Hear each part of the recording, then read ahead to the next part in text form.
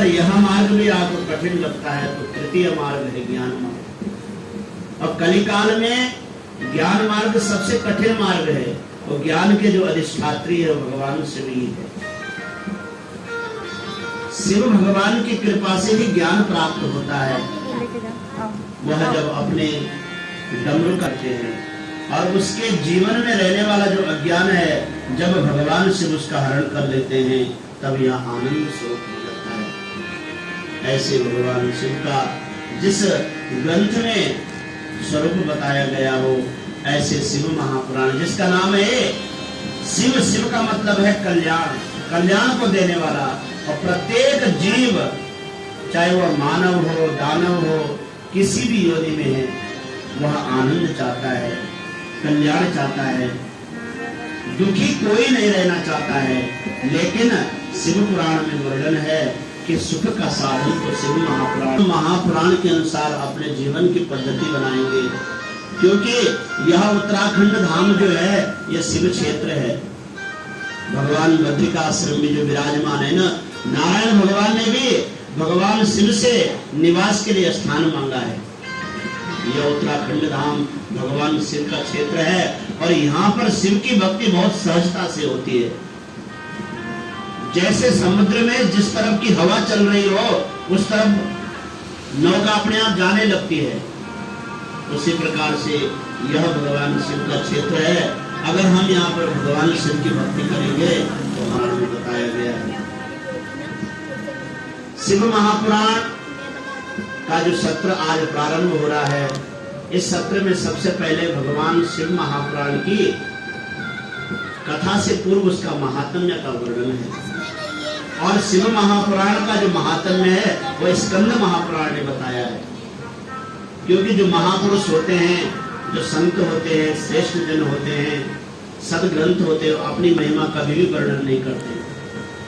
आज तो इतना हो गया, पहले के समय में जितने भी संस्कृत साहित्य के महान कवि थे, किसी ने लिखा ही नहीं कि ये ग्रंथ मैंने लिखा है, और कब मैं हुआ हूं। इस भाव से वह अपना जीवन निकाल देते हैं। आज अगर संसार में वे महापुरुष जाने जाते हैं, वे श्रेष्ठ कवि जाने जाते हैं, तो उनकी कृतियों के माध्यम से, उनके कर्मों के माध्यम से। इसीलिए शिव महापुराण ये वर्णन करता है कि आप अच्छा कर्म करते हुए चलो। ये जीवन तो एक यात्रा है, पता नहीं कितने जीवन हमने जिए हैं, कितने जीवन से हम चल रहे हैं, लेकिन हो सकता है यह मानव जन्म, और सही में हम पुण्यशाली थे, भाग्यशाली थे। एक तो हम मानव बने, मानव बनने के साथ साथ हम लोगों ने उत्तराखंड जैसे स्थान प्राप्त किया। यह भगवान उत्तराखंड में जो उत्तरकाशी का वर्णन है, स्कंद महापुराण में वर्णन है कि जो यह असी और बरोड़ा के मध्य का जो क्षेत्र है, ये अविमुक्त क्षेत्र है। यह भगवान ने अपने त्रिशूल पर बसाया हुआ है। इयम ही उत्तरकाशी प्राणिनाम मोक्षदायिनी धन्या लोके महाभागा कलो अत्रैव स्थिति। वे लोग महान धन्य हैं जिनको कलिकाल में उत्तरकाशी में रहने का सौभाग्य मिल जाए। हम लोग तो और सौभाग्यशाली थे जिन्होंने यहाँ जन्म पाया है, और वो भी बहुत सौभाग्यशाली है। और फिर ऐसे सौभाग्यशाली स्थान, ऐसे दिव्य स्थान में, दिव्य धाम में हमको शिव महापुराण कथा सुनने का अवसर, दो क्षण भगवान शिव का चिंतन हो जाए, शिव का हृदय में भाव बैठ जाए, ये हमारा बहुत सौभाग्य है। पूर्व जन्म का कोई पुण्य उदय हुआ, ऐसा सुंदर अवसर। और गुरुदेव के सानिध्य में, गुरुदेव के आज्ञानुसार ये जो स्थितियां बनती है, ये प्रारब्ध के साथ साथ कुछ हमारा पूर्व जन्म का शुभ कर्म था, शुभ कर्म हमारा उदय हुआ, पुण्य उदय हुआ, ऐसा शुभ अवसर हमारे जीवन में आया। और इस शिव महापुराण के माध्यम से, आइए चरित्र के माध्यम से, पुराण के माध्यम से हम इस शिव महापुराण में अवगाहन करते हैं। नैमिषारण्य में कथा चल रही है, सत्र चल रहा है ऋषियों का। 6 महीने का सत्र चलता था, और उसी सत्र में सूत जी महाराज कथा कह रहे हैं और सौनक जी महाराज उनसे प्रश्न कर रहे हैं। सौनक जी महाराज 88,000 ऋषियों के साथ प्रश्न करता है। एक मुख्य ऋषि है सौनक जी, और उनके साथ अनेक ऋषि बैठे हुए, पौराणिक हैं ये सूत जी महाराज। तो सौनक जी महाराज प्रश्न कर रहे हैं आये शिव पुराण में, हे सूत महाप्राज्ञ सर्व सिद्धांत विप्रभो आख्यायी में कथा सारम पुराणानाम विशेषतः। हे सूत महाभाग, आप बहुत भाग्यवान है क्योंकि आपको पुराण करने का सुअवसर प्राप्त हुआ है।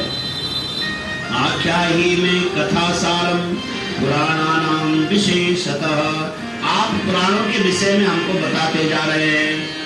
सपुत्रायास सद्भक्तेर विवेको वर्धते कथम स्विकार निरासश्च सज्जने क्रियते कथम। ऐसी हमें उक्ति बताइए कि सपुत्रायास सद्भक्तेर, संतति के अंदर सद्भक्ति आ जाए, जो हमारे पीछे चलने वाले हमारे अनुयायी है, पुत्र हो चाहे शिष्य हो, अगर आपका पुत्र योग्य निकल गया तो आपका जीवन सफल हो गया, आपका शिष्य योग्य निकल गया तो गुरु का जीवन सफल हो गया। सपुत्रायास सद्भक्तेर विवेको वर्धते कथम, कैसे जीवन में विवेक बढ़ेगा। देखो मनुष्य विवेकशील प्राणी है, विवेक से अगर हम कर्म करते हैं तो हमारा जीवन बड़ा सरल हो जाता है। अविवेक पूर्वक अगर हम कर्म करेंगे तो बहुत परेशान हो जाएंगे, बहुत दुखी हो जाएंगे।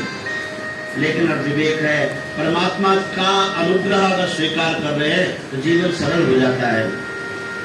स्विकार निरासस्य सज्जने क्रियते कथम, अपने अंदर रहने वाला जो विकार है वह कैसे भगाया जाए।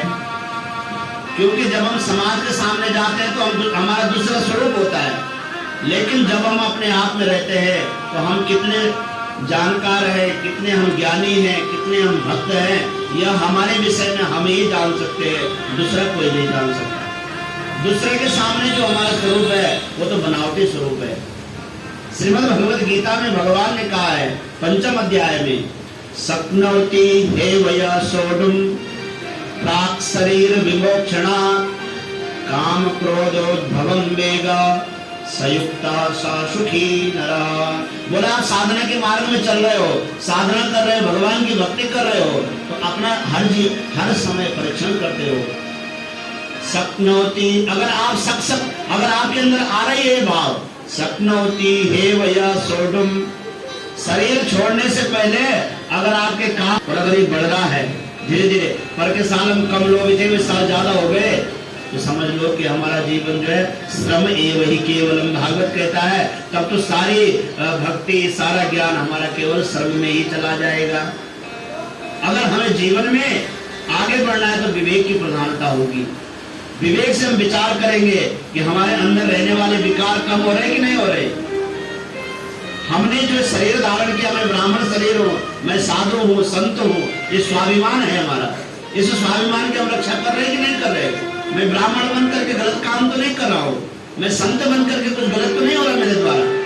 गीता में भगवान कह रहे हैं अगर शरीर छोड़ने से पहले अगर ये चीजें कम हो गई तो दूसरा शरीर मिलेगा तो कम विकार वाला शरीर मिलेगा, और शरीर छोड़ने से पहले अगर ये चीजें बढ़ने लग गई तो दूसरा शरीर मिलेगा, तो विकार से युक्त शरीर मिलेगा। तो क्या रहा हमारा इस जीवन में तब आगे, तब तो बराबर रह गए, कुछ नहीं। तो ये कह रहे हैं विवेको वर्धते कथम जीवश्चा सुरताम प्राप्त प्रायो घोरे कलाभ्य तस्य संशोधने किम ही विद्यते परमायनम। कह रहे हैं कि जीवश्चा सुरताम प्राप्त यह घोरे कलो, इस कलिकाल के कारण देखो कुछ समय होता है, कुछ स्थिति होती है, कुछ भाग्य होता है, इससे हमारा मन बिगड़ जाता है। कलिकाल ने ऐसा हमको साधनों से युक्त कर दिया कि हमारा साधन सांसारिक साधन में मन ज्यादा लग गया तो भजन में मन कम होने लग गया। ये कलयुग का प्रभाव है। जैसे समय प्रातः काल के समय जो हम पूजा करते हैं उसमें ज्यादा मन लगता है, और अगर रात्रि के समय अगर पूजा करेंगे 10 बजे 12 बजे रात पूजा करेंगे तो बहुत कठिन है। तो संत लोग जो सवेरे तुरीय संध्या करते हैं, सवेरे 2 बजे रात उठ के करते हैं, जब उनका अभ्यास हो गया तब तो आनंद आने लगता है। लेकिन पहले अगर कोई 2 बजे रात उठ करके जप करने लगे तो बड़ा कठिन है, उसको नींद आने लग गया। तो बोला जैसे रात्रि के समय में जप तप और पाठ करना पहले कठिन है, वैसे कलिकाल में सही बन करके रहना कठिन है, क्योंकि समय किसका चल रहा है? कलयुग का चल रहा है, पाप युग का चल रहा है। तो इस समय जो पापात्मा है, जो गलत कर्म करने वाला है, वो व्यक्ति जो सफल हो रहा है, क्योंकि कलयुग के अनुसार चल रहा है। कश्चित धीरः प्रत्यगात्मान ऐक्षत, इस विपरीत दिशा में चलने वाला तो कोई धीर होगा जो कलयुग के विपरीत चलेगा। तो बोले कलयुग ने व्यक्ति के मन की जो बुद्धि है वो असुर वृत्ति बना दी। जीवश्चा सुरताम प्राप्ताः प्रायो घोरे कलाभिः तस्य संशोधने किम हि विद्यते परमायनम्। यदस्ति वस्तु परमं श्रेयसां श्रेय उत्तमं पावनं पावनानां च साधनं सर्वदा। यदस्ति वस्तु परमं, अगर ये सूत जी महाराज, सोनक जी महाराज सूत जी से अपनी जिज्ञासा प्रकट कर रहे पुराण के विषय में, कहे हे सूत जी महाराज, अगर आपके पास कोई परम श्रेष्ठ कल्याणकारी कोई तत्व है, उस तत्व के विषय में आप हमें बताएं। पावनानां च पावनम, कोई पवित्र से भी पवित्र, पावनानां च पावन, जो पवित्र से भी पवित्र करने वाला कोई साधन हो तो वो हमें साधन बताए। येन तत् साधने नाशो शुद्ध्यात्मा विशेषतः शिव प्राप्तिर भवेतात सदा निर्मल चेतसः। यह तो हम जानते हैं कि शिव की साधना करने से, शिव का भजन करने से, शिव का पूजन करने से, शिव का यजन करने से मन जो है निर्मल हो जाता है, और जिसका मन निर्मल होगी।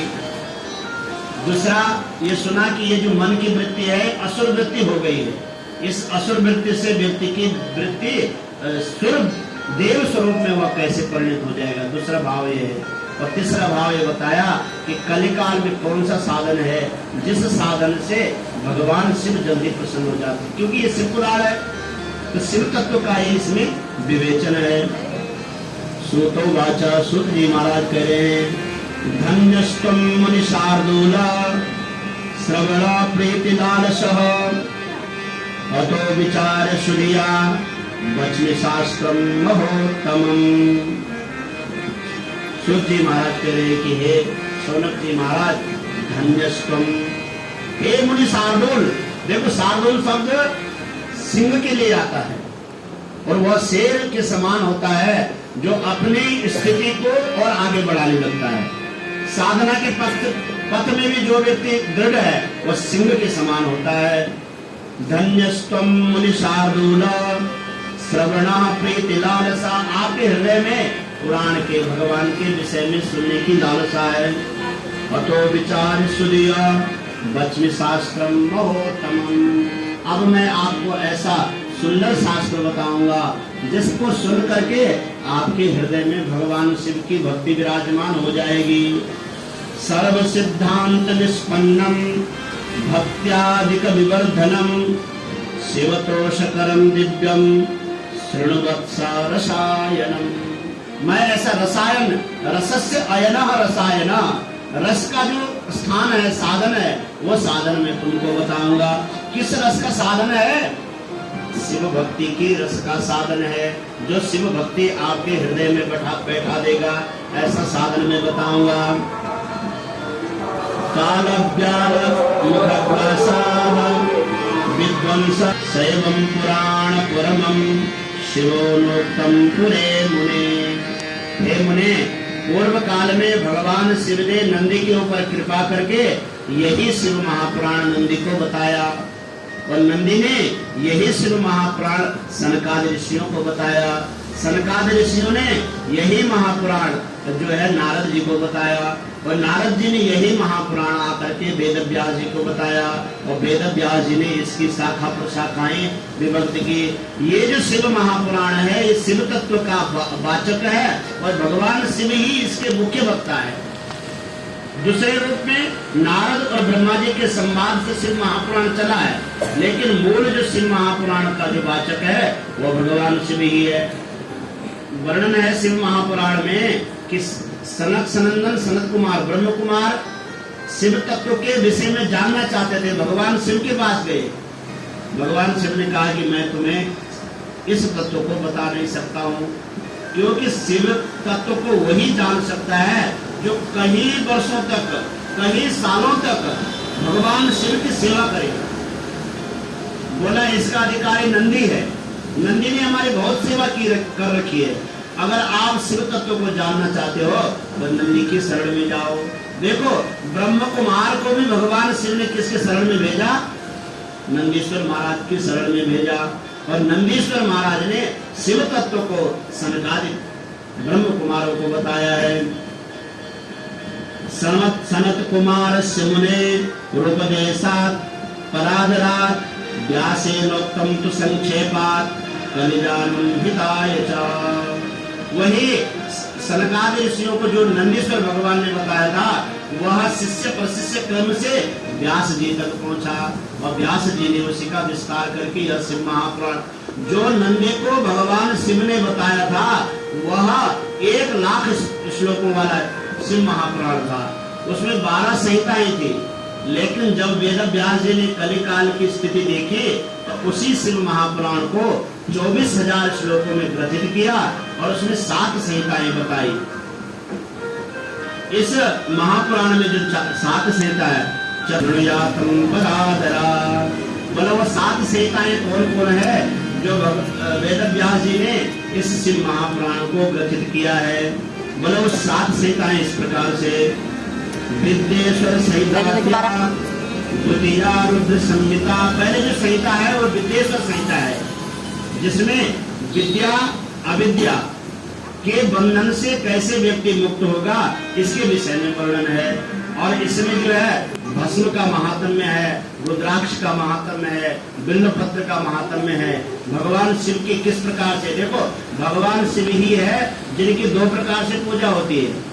साकार रूप में भगवान शिव की पूजा होती है, और निराकार रूप में भी शिव भगवान की पूजा होती है। भगवान शिव साकार रूप में भी है, मूर्ति स्वरूप में है, और निराकार रूप में भी भगवान शिव की पूजा होती है। ये विद्येश्वर संहिता में। द्वितीया रुद्र संहिता, और जो रुद्र संहिता है और रुद्र संहिता में भगवान रुद्र के अवतारों का वर्णन है। किन किन भक्तों की रक्षा के लिए भगवान ने रुद्र संहिता में ये सारे अवतार लिए हैं, कैसे कैसे भगवान के अवतार हुए, किन किन अवतारों के माध्यम से भगवान ने भक्तों का चित्त रंजन किया, ये द्वितीय रुद्र संहिता में वर्णन है। तृतीया सदरुद्राख्या, तृतीय जो संहिता है वो शतरुद्री नाम से संहिता है। और कोटि रुद्रा चतुर्थिका, और चतुर्थी जो संहिता है वो कोटि रुद्र नाम से हुआ। भगवान शिव कोटि रुद्र में बताया गया है कि संपूर्ण संसार में शिव के अलावा कुछ है ही नहीं। प्राणी मात्र का जो हृदय है, उस हृदय में भगवान अंगुष्ठ मात्र रूप से शिव रूप में ही वो विराजमान है।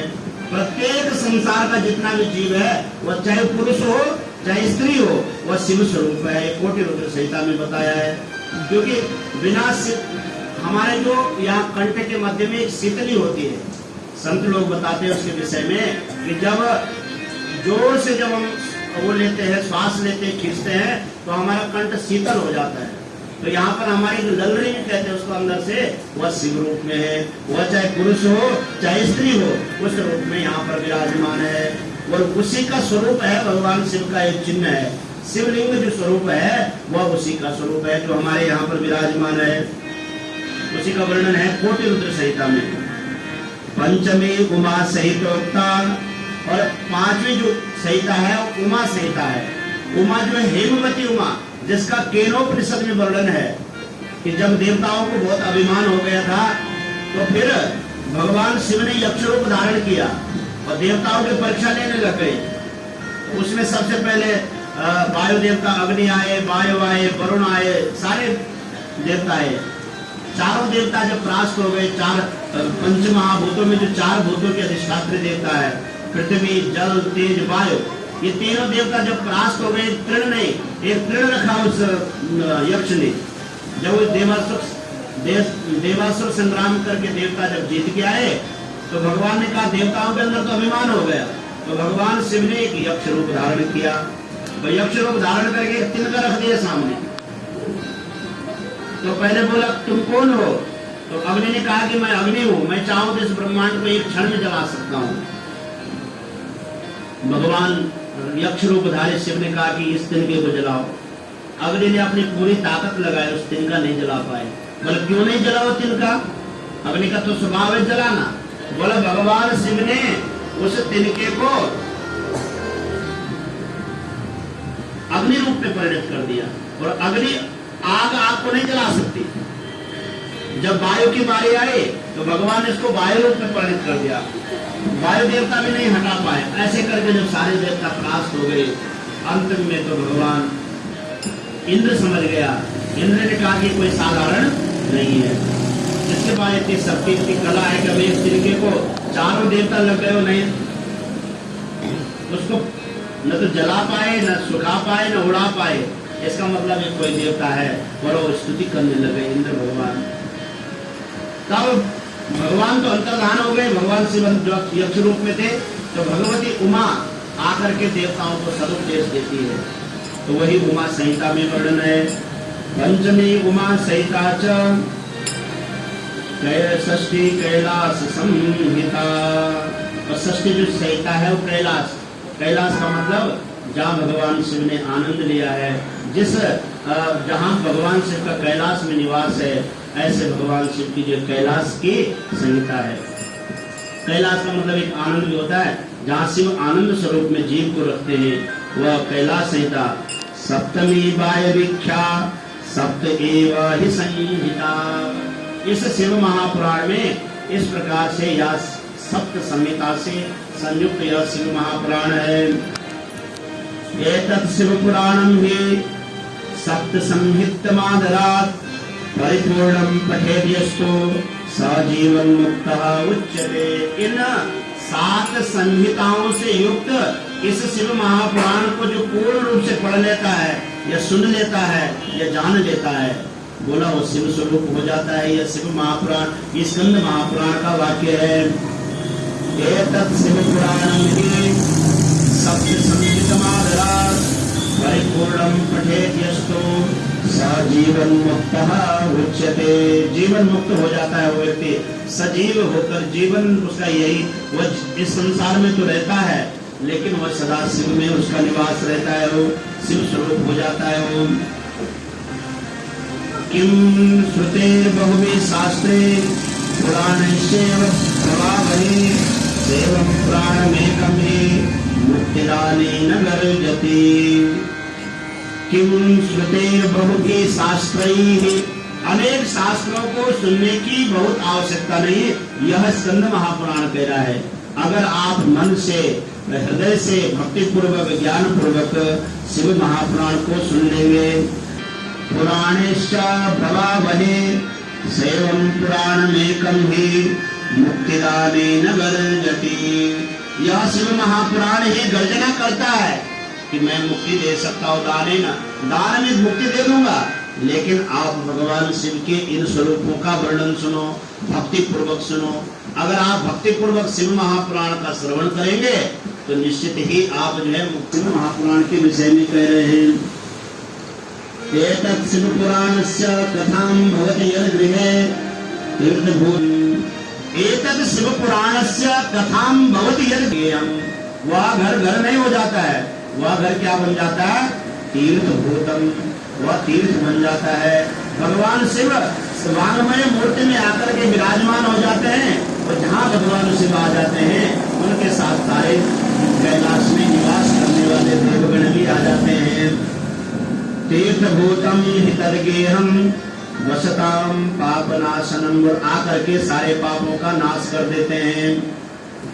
अश्वमेध सहस्राणि वाजपेय शतानि च कलाम शिव पुराणस्य नारहन्ति खलु षोडशी। हजारों सहस्र अश्वमेध यज्ञ करने का जो फल है, सैकड़ों वाजपेय यज्ञ करने का जो फल है, वह शिव पुराण की 16वीं कला के समान है, ऐसा स्कंद महापुराण कह रहा है। तावत् सा प्रोचते पापे पापकृत् मुनिसत्तमा यावत् शिव पुराणम ही न श्रुणोति सुभक्तिता। व्यक्ति के अंदर पाप तभी तक विराजमान रहते हैं जब तक वह भगवान शिव का या दिव्य पुराण नहीं सुनता है। जिस दिन वह भगवान, देखो ये भी नियम है, शास्त्र का ये नियम है कि जैसे कहा गया है कि गंगा स्नान करने से व्यक्ति एक बार ही मुक्त हो जाता है, फिर उसके सारे पाप नष्ट हो जाते हैं। शिव पुराण सुनने से एक बार ही शिव पुराण अगर भाव से सुन लिया, सारे पाप से मुक्त होकर के भगवान शिव के लोक जा सकता है। सारे पुराणों का यह महात्म्य है, हर पुराणों में लिखा है, लेकिन शर्त यह है कि उसके बाद व्यक्ति पाप कर्मों का त्याग कर दे। और पाप कर्मों का अगर व्यक्ति त्याग कर देगा तो वह जो कर्म है वही कर्म उसका जो है उसको मुक्ति को देने वाला हो सकता है। उसके बाद हमारे द्वारा फिर पाप कर्म नहीं होना, यही कह रहे हैं। तावत् सा प्रोच्यते पापी पापकृन् मुनि सत्तमा यावत् शिव पुराणम ही न शृणोति सुभक्तितः। जब तक भक्ति पूर्वक शिव महापुराण का श्रवण नहीं करता है जीव, तब तक वह पाप उसके जीवन में बने रहते हैं। और जब वह शिव महापुराण को सुन लेता है तो धीरे धीरे सारे पाप भाग जाते हैं। गंगाद्या पुण्य नद्यश्च सप्तपुर्यो गया तथा एतत् शिव पुराणस्य समतां यान्ति न क्वचित्। गंगाद्या पुण्य नद्यश्च, बोले इस महापुराण की इतनी महिमा है कि जितनी भी पुण्य नदियां है, गंगा आदि सप्त नदियां है, गंगा यमुना सरस्वती कावेरी गोदावरी सरस्वती, ये जितनी भी नदियां हैं सप्त नदियां हैं। मुख्य जो सप्त नदियां है वेद में भी इसका वर्णन है, पुराणों में भी वर्णन है। बोले ये नदियां भी जो है इस शिव महापुराण के पुण्य का बराबर ही नहीं कर सकते। यावत् शिव पुराणम ही न शृणोति भक्तिता एतत् शिव पुराणस्य समतां यान्ति न क्वचित्, ये भी इसके बराबर नहीं कर सकते। नित्यं शिव पुराणस्य श्लोकम श्लोकार्धमेव च, देखो ये विद्यार्थियों के लिए है, आप जैसे विद्यार्थी लोग हैं इनके विषय में है कि नित्यं शिव पुराणस्य